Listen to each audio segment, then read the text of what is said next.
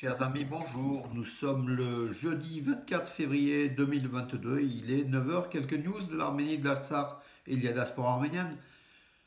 Tout d'abord, la guerre donc, en Ukraine. Donc, la Russie qui a attaqué l'Ukraine cette nuit. Donc, a priori, une invasion, une attaque à grande échelle.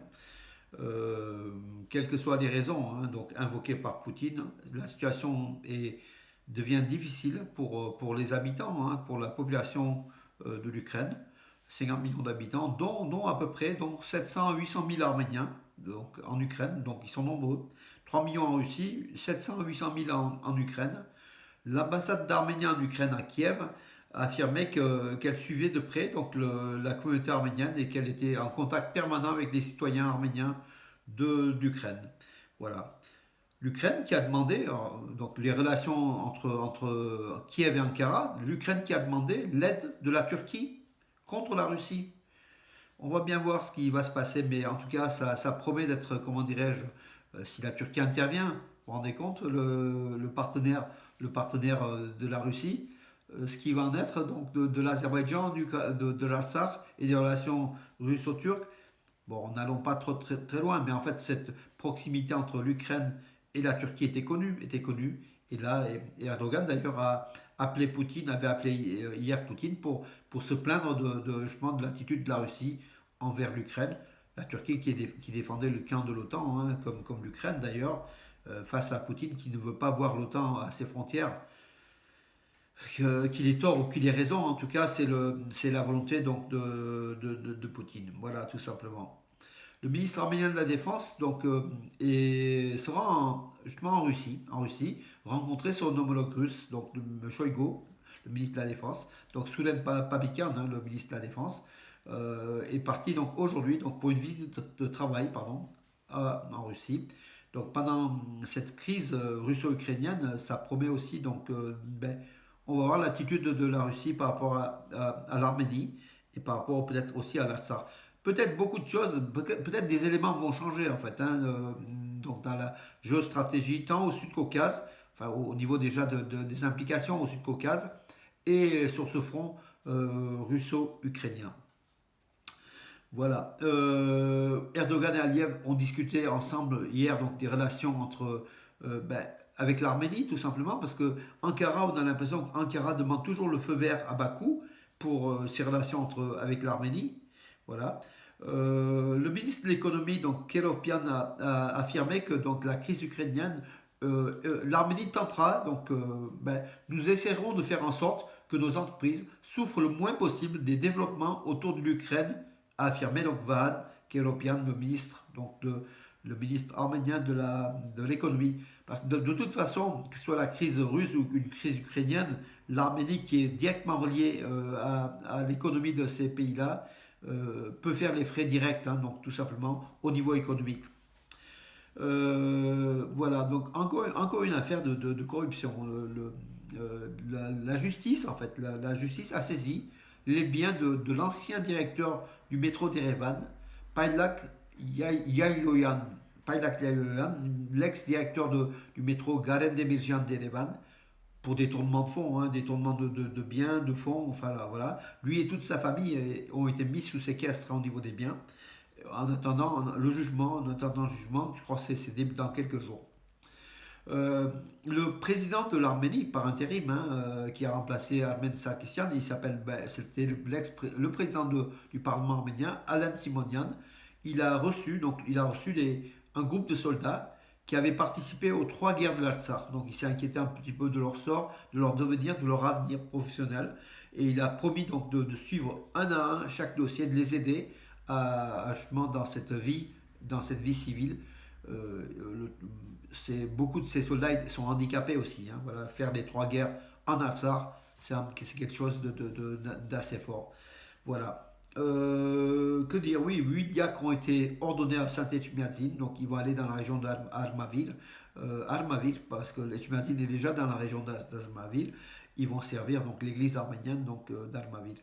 Donc l'affaire d'hier, en fait, la grande affaire d'hier, donc le peuple arménien hier matin, notamment des membres de la FRA Tashnak Soutoun, de la jeunesse Tashnak Soutoun à Yerevan, a manifesté devant le palais des congrès Gareth Demirjian d'Erevan, où se tenait une réunion Euronest avec des députés européens, dont 2 députés azéris. Donc ils protestaient contre la présence de ces azéris en Arménie. Et ben, bravo, ils faisaient bien de protester contre ces 2 députés azéris, puisque l'Arménie cherche à pacifier, mais de leur côté, ces députés ils ont été à la mosquée bleue d'Erevan, la seule mosquée d'Erevan, hein, d'ailleurs, qui est une mosquée iranienne qui est très très belle, hein, dont l'Arménie a même fait un temple philatélique, enfin on en parle régulièrement, c'est un lieu de tourisme, hein, aussi en Arménie, à Yerevan. Ils ont été faire des photos devant cette mosquée iranienne donc d'Erevan, la mosquée bleue, et ils ont dit voilà, ils ont écrit que ça appartenait à l'art azéri. Donc en fait, que c'était une mosquée azéri, de l'art azéri, vous vous rendez compte? Et l'ambassadeur d'Iran a aussitôt fait un communiqué, donc sur Twitter, une mise au point. La mosquée bleue d'Erevan est un symbole de l'art iranien et non azéri, comme le déclarent les députés azéris. Voilà, donc, encore une fois, donc, comme ces Azéris sont hyper dangereux, hyper nationalistes, bien sûr remontés par Aliyev, hein, par un régime dictatorial fasciste, voilà. Ils sont venus à Yerevan faire leur rencontre européenne et en même temps ils ont posé devant la mosquée bleue d'Erevan, la seule mosquée d'Erevan, et ils ont dit que c'est une mosquée azérie. L'Iran a très vite protesté. L'Iran qui a financé aussi une partie de la rénovation de cette mosquée, bien évidemment, hein, donc aussi, nous ne pouvons pas rester insensibles à cela. On voit bien le danger de récupération, une nouvelle fois culturelle. L'Azerbaïdjan qui n'a aucune culture, hein, donc qui n'a pas une grande culture qui essaye du patrimoine, qui essaye de récupérer tout ce qu'elle peut, et même les biens qui ne lui appartiennent pas, ce patrimoine qui ne lui appartient pas, comme beaucoup d'églises d'ailleurs en Artsakh occupée. Voilà où on en est, mes amis. Donc, le danger guette cet Azerbaïdjan qui sera très très difficile à maîtriser. Euh, Mikhail Aloyan, qui était médaille de bronze olympique au JO de Londres en 2012, double champion du monde, donc la ceinture WBA, il a 33 ans. Il a réalisé son dernier combat donc à Moscou, là, il y a quelques jours, je crois que c'est samedi dernier, en WBA. Il a gardé sa ceinture, il a terminé sa carrière en gardant sa ceinture de champion du monde WBA, catégorie des 52,16 kg, donc c'est les super légers. Il a battu donc le Vénézuélien David Barreto. Donc encore une fois, ce super champion, Mikhail Aloyan, quitte la scène professionnelle de boxe sur une victoire. Bravo à lui. Donc c'est vraiment un grand boxeur qui était amateur et qui est devenu professionnel et qui effectivement donc, a mené 8 combats professionnels et qui a terminé sa carrière sur une victoire. Voilà, Eric Mkhitaryan, José Mourinho, donc l'entraîneur de l'AS Rome, insiste pour l'Arménien, l'international arménien, reste à l'AS Rome. Son contrat se termine au mois de juin. Logiquement, il devait partir, mais là, voilà, il insiste pour que Henrik Mkhitaryan, qui est une pièce maîtresse hein, de sa stratégie donc, du club, à José Mourinho, pourtant il ne s'entendait pas très bien à Manchester United. C'est la raison pour laquelle Henrik Mkhitaryan avait été écarté donc et il a été pris à Arsenal, donc il a changé de club à cause de ce Mourinho. Maintenant Mourinho veut le garder à l'AS Rome, il défend l'Arménien. Championnat d'Arménie de ski ont débuté donc hier à Zargatsol, donc la station d'Arménie. L'Arménie a 2 grandes stations, Zargatsol et puis à Chotskin, donc dans le nord de l'Arménie. Donc ces championnats d'Arménie de ski alpin se déroulent, donc vont se dérouler encore demain, même jusqu'à dimanche. Voilà, senior et junior. On connaîtra le nom des champions d'Arménie, on vous les donnera plus tard. Voilà mes amis. Oui, avant de terminer, bien sûr, demain soir, vendredi soir, donc la table ronde d'Arménia, à la salle Chenevier de la MJC Jean Moulin à 20h30, entrée libre bien sûr. Table ronde sur l'Arménie est-elle menacée par le pantouranisme, voilà, de disparition, menacée de disparition.